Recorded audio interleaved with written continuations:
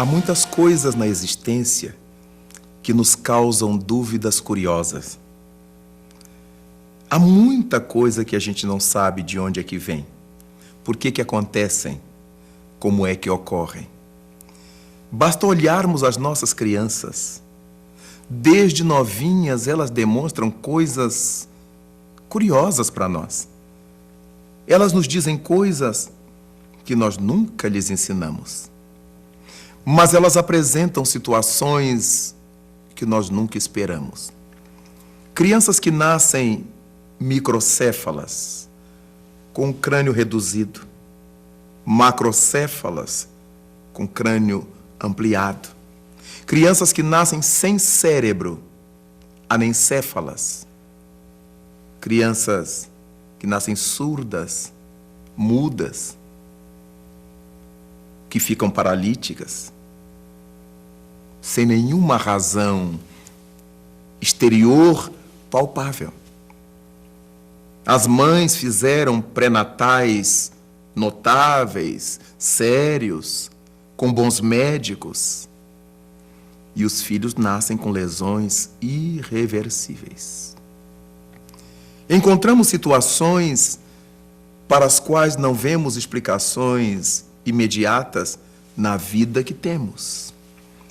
Por que é que nascem crianças em Nova York, em São Paulo, em Tóquio, que não lhes falta nada, e nascem outras em Serra Leoa, na Libéria, nos confins do Nordeste brasileiro, às quais falta tudo?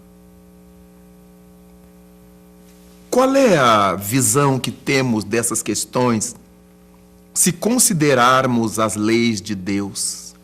Por que é que Deus faz isto? Por que nascem crianças com todas as possibilidades de se desenvolver e nascem outras para as quais falta tudo? As dificuldades homéricas para que se desenvolvam. Como é que nascem crianças ricas, poderosas, e outras miseráveis, famélicas? Como explicar essas coisas? Essas crianças não fizeram nada para merecer isto. A voz popular diz que são verdadeiros anjinhos. E uma mãe retém nos seus braços um anjinho marcado por doenças incuráveis, ou por doenças gravíssimas, tendo ela feito tudo o que era preciso fazer durante a gestação, tendo ela todo o amor do mundo para dar a seu nenê. O que é que acontece? Nós ficamos pensando nesses problemas para os quais nós não achamos explicações agora, nesta atualidade do mundo. Mas nem por isto eles são menos aturdentes. São situações grotescas mesmo. Como é que uma criança é violada? É violentada e morta. Como se justifica isto? Somente na fereza do adulto que fez? Como é que nós podemos justificar isto? Se consideramos as leis de Deus leis de perfeição. Isso faz com que muita gente estabeleça não crer mais em Deus, porque seria impossível admitirmos esse Deus justo, amoroso, bom, paternal, Pai de toda a humanidade, admitindo a unicidade das vidas.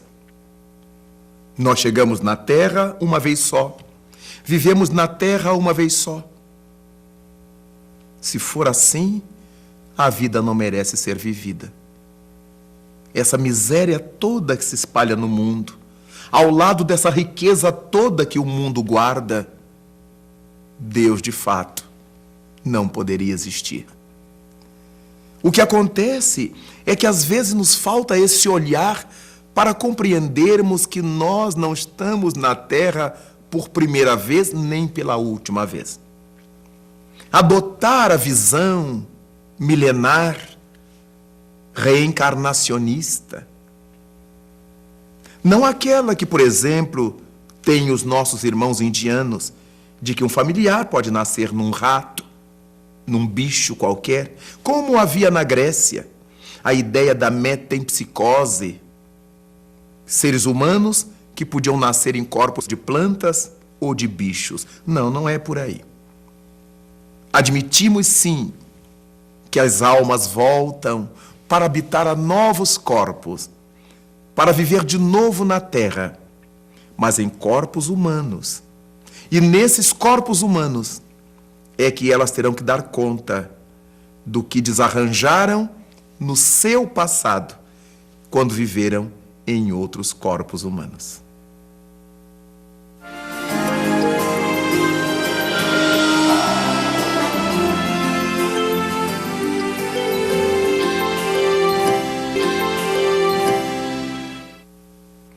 Diante dessas situações, temos que admitir que não existe uma única existência na Terra.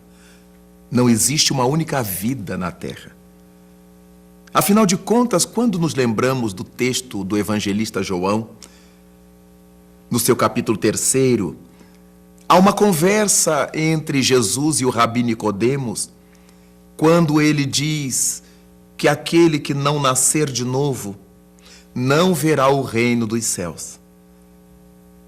Nicodemos pergunta ao mestre Jesus: como pode um homem, sendo velho, voltar ao ventre de sua mãe para tornar a nascer? Nicodemos tinha entendido, não tinha admitido que pudesse acontecer isto. Como é que um homem velho, e Jesus Cristo lhe redargue, aquele que não nascer da água e do Espírito, não verá o reino dos céus? Naturalmente que ao longo das idades, já no século XX, os cientistas demonstraram que o corpo físico é um corpo de água. Demonstraram que a vida orgânica nasce no seio das águas, ainda nos tempos remotos da Terra. E nascer do Espírito é essa renovação que o corpo físico nos permite viver. Estamos num corpo físico para aprender a iluminar o Espírito, para trabalhar essa questão da alma. Então, aqueles equívocos, aqueles erros que nós perpetramos em outras vidas, em outras existências, não se apagaram. Mas não foi outra pessoa que viveu esse passado? Sim, foi outra pessoa, mas o mesmo indivíduo. A pessoa, a personalidade, é a máscara.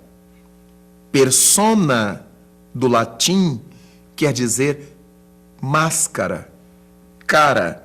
Em cada existência nós mudamos de face, mudamos de cara, mudamos de persona, mudamos a personalidade. Mas é o mesmo indivíduo mudando de caras, mudando de máscaras. Quando nós trocamos de roupa, não deixamos de ser quem somos. Então, os erros que cometemos no passado voltam conosco. Estamos de roupa nova, mas a alma é a mesma. E nós temos que dar conta disto. Mas os acertos que tenhamos feito no passado também retornam conosco. É por isso que já merecemos uma sociedade com progressos. Já temos luz elétrica, já temos vacina, já temos remédio, já temos uma moradia boa. Isso tudo corresponde ao bem que já espalhamos na Terra, ao bem que já fizemos na Terra, as realidades luminosas que inauguramos na Terra. Mas os erros cometidos, os enganos perpetrados, Cristo disse: só saireis daí depois de pagardes o último quadrante, a última moeda. É importantíssimo perceber que a Terra é ao mesmo tempo uma escola, mas é também um hospital, mas é também uma cadeia, dependendo daquilo que nós estejamos fazendo aqui. Quem precisa continuar aprendizados que não foram concluídos no seu passado e está na terra, e a terra se lhe mostra uma escola. Quem não foi punido pela justiça no passado, foi esperto e escapou da lei, para esses, quando retornam, a terra é a mão da justiça, é um presídio, é um cárcere.